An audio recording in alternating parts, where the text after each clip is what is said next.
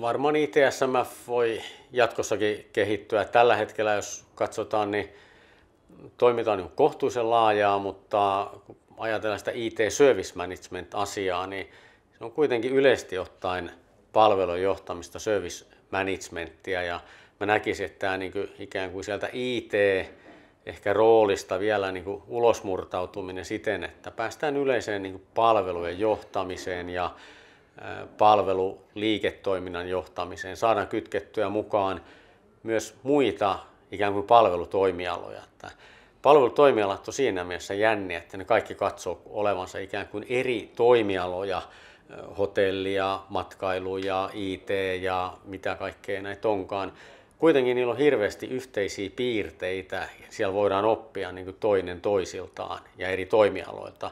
Hinnoittelumalleja, tuotteistusmalleja, palvelutason hallintaan liittyviä malleja, kaikkea näitä. Tässä ollaan vielä ihan alkuvaiheessa. Mitä me voitaisiin tehdä paremmin tai enemmän?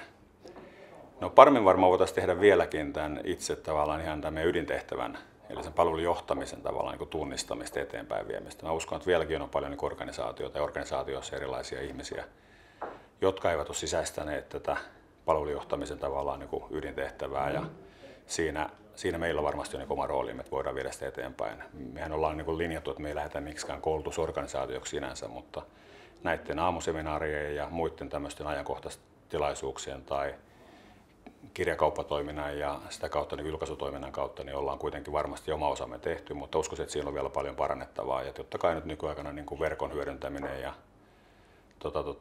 tämmöisten sosiaalisten palveluiden ja median hyödyntäminen, niin voitaisiin siellä varmasti niin kuin olla vieläkin aktiivisempia kuin tällä hetkellä ollaan. Mun mielestä se yhdistys on sinällään tehnyt aika lailla oikeita asioita siinä mielessä, että se on edelleenkin, mä ainakin koen sen tällaisena hyvin puolueettomana ja sellaisena yhdistyksenä, johon niin kuin kuka tahansa roolista riippumatta voi tulla mukaan ja vaihtaa ajatuksia hyvinkin erilaisten sidosryhmien kanssa.